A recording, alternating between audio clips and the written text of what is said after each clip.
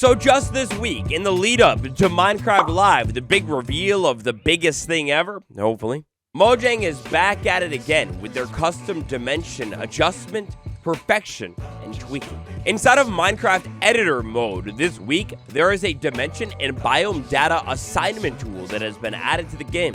With all of the dimensional related things that have been going down, not only on Bedrock Edition, but Java as well. And then you can't forget about it, all of the biome adjustments and data driving of so many different things on both versions of the game. You can't help but wonder.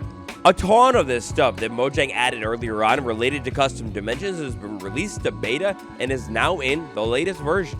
On top of that, mirroring a strange change that hasn't been used on Java quite yet, the noise gradient surface builder has been updated on Bedrock Edition as well. Today, we've got a little bit more on the latest and greatest Minecraft update, what could be next, and a brand new cape. On top of that, an event to unlock the future as well. Today, do me a quick favor, double check, make sure you're subscribed. Only about 30% of you are subscribed still. No. And then check out my new channel as well. I've been having a lot of fun over there, trying out some different stuff. Now, custom dimensions, I'm cooking a video on it. I'm not sure when it's going to be out. Maybe it's already out. Maybe it's coming soon. But gosh, man, Mojang has been working a lot on adding more dimensions and making it possible lately. It's getting quite suspicious. When something changes with it every single week, but it's not being used in the vanilla game, a handsome man like me cannot help but wonder, man. Capes! Oh my gosh, so we're in the cape era for sure, dude. I find it so funny how we went years on years without any capes, and now it's like we get a cape every other month, basically, at this point. The names of our brand new capes you'll be able to get from Minecraft Live have been revealed. The Builder Cape is the upside down one, the Crafter Cape is the right side up one. On top of that, we now know how to actually get each cape. Just like I took a guess here, the Crafter Cape, the right side up one, is for going to TwitchCon next weekend in person. But there's a little bit more to it than just going in person. You're going to need to get the special inventory badge and then collect emeralds from the different Minecraft related events around the arena. The Builder Cape, the one we can get from watching TwitchCon at home, and probably the one that'll be a little bit more common, is all still a mystery, man. Mojang is being very sly with it. Now, we actually got a brand new article all about TwitchCon as well, and some brand new art. All of these Minecrafty mobs are being shot up into the air instead of a red abyss like before, but a big, peaceful area. The cherry blossom, windmills. They keep putting windmills in a bunch of their stuff lately. It's weird. Now, you hold that windy thought for just a second here, because the article, it's kind of interesting. It basically elongates that small thing that we just took a look at on how to get the cape. Basically, the article tells us that if we go to TwitchCon, we'll be able to get an inventory ribbon right at the entrance of the event, and then we have a bunch of different events that you will have to attend and get a sticker from if you want to get the cape. Oh, but mama, wait, there's more. If you want to do things, good news. You don't just want to attend events, you want to actually partake in events? Well, there'll be different Minecraft activities around the arena as well that you can partake in to get yourself some emeralds as well. And if you want the cape, you can't just go. You need to actually do 3 separate things to actually earn the cape. Now, our events, the activities here, this is where things get a little bit interesting. So we have an activity called the Sulfur Slide, obviously related to the brand new update. If I had to take a guess here, there was this old short that Minecraft posted, Quest Maxing at TwitchCon. They're sliding a sulfur. That's definitely the Sulfur Slide. B, the chicken jockey. Maybe something related to the movie, probably some kind of goofy dress up. A game over photo op, okay, nice. And then the big one, Dungeons 2 Note Block Challenge. Oh man, Dungeons 2 Note Block Challenge. This seems like a pretty straightforward one. If I had to take a guess, it's going to have to do with tuning note blocks, copying the melody. Hopefully it plays the correct melody, and if it does, you win. Oh, but hold you on just a minute here, because what do we know about note blocks in Dungeons 2? Specifically, the note blocks, what do they do in Dungeons 2? Fast forward ahead to the Deep Dark. The note blocks ring, the portal opens up. One more time, baby. I slow it all the way down. Don't blink. You'll miss it. The note blocks in front of the portal, they will ring in a certain order, different notes, presumably, and then the portal will open up. The Dungeons 2 Note Block event. It's gotta be all about this. Note blocks otherwise have seemingly no known connection to Dungeons 2. Look at it this way, we're either getting some kind of big reveal that something is more important involving node blocks and Dungeons 2 than we thought, or it's about unlocking the portal, the deep dark portal. Oh man, I hope there's some footage of that. That's going to be interesting. Then next up, Dungeons 1 gameplay, because you can't play Dungeons 2 yet. And then finally, Chicken Farm gameplay. What in the world is Chicken Farm? And the gameplay. They're saying this like Dungeons 1, it's a known game.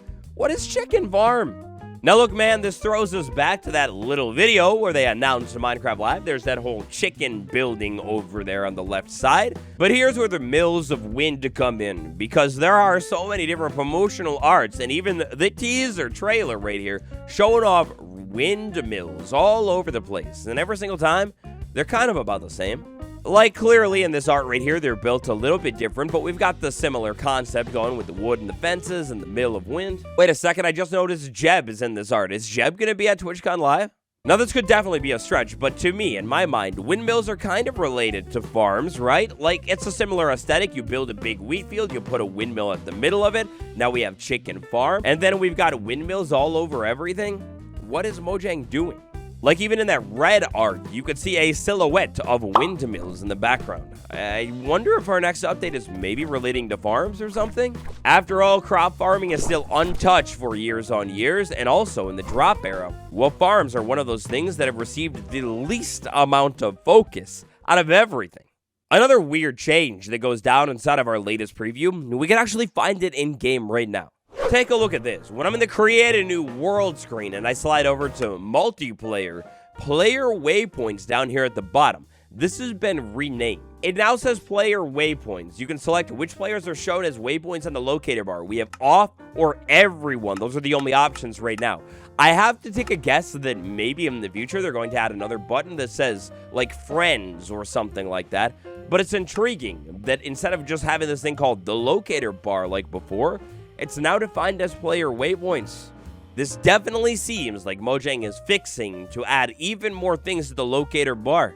After all, on Java, relatively recently, behind the scenes, they made some similar sounding adjustments as well.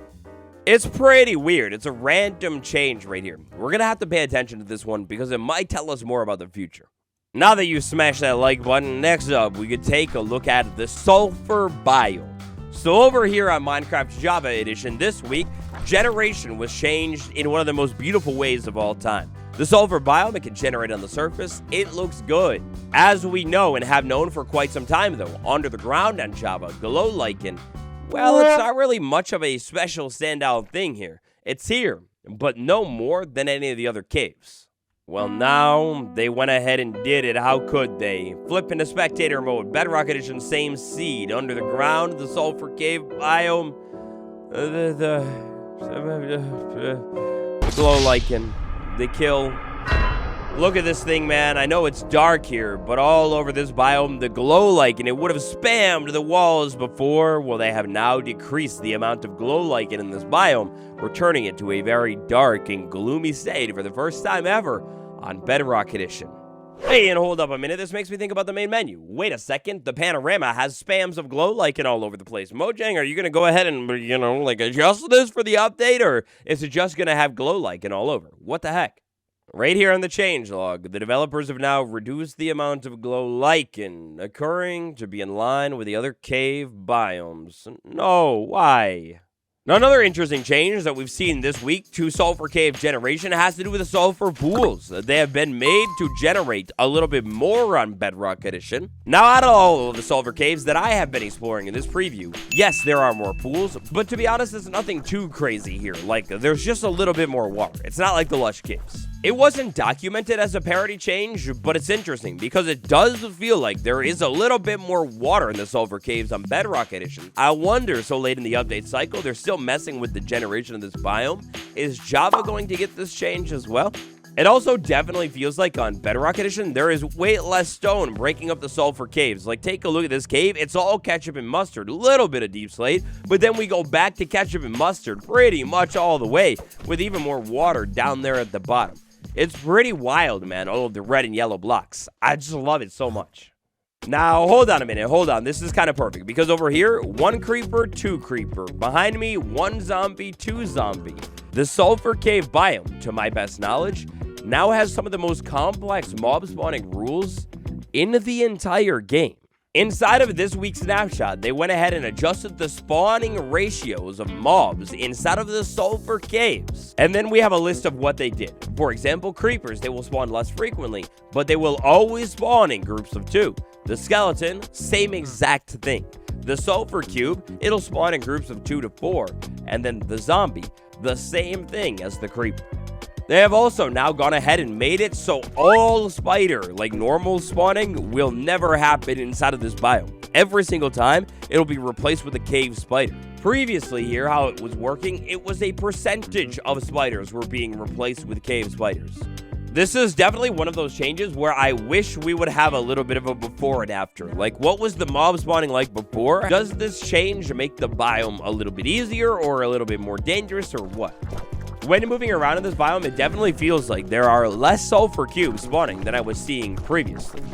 This is so interesting, and I mean, again, correct me if I'm wrong, but I think this is some of the most complex mob spawning that we have for a biome in the entire game. Look, man, a Midwest Prince can't help but wonder whatever happened to that Bedrock Edition mob update that was allegedly in the works, like 2 years ago now. I do wonder if mob spawning will ever be in parity on Java and Bedrock, making farms more compatible than ever. Alright, now a little bit of a comparison. So on Bedrock Edition this week, the Sulfur Cave can generate on the surface as well. I'm going to use the same exact seed. On Java, I've added a couple of things in here. I was messing around with thumbnails, but you know, we can see a lot of spikes going on, quite a bit of water pools, some geysers happening. That's what the vibe is. Meanwhile, over here on Bedrock Edition, same exact seed. We've got the Sulfur Cave up on the surface. It's beautiful, except way less water pools happening. Instead, we have a ravine cutting through here, different world generation. And then the spikes that were happening all over this biome, well, they're not really happening anywhere near as much as well, which maybe scientifically is technically true. How did the stalagmites, even form here if there's nothing above to drip upon it? But, like, man, this is so kind of lame looking. It just looks like random yellow and red blocks splattered all over the floor like your little brother logged into the world.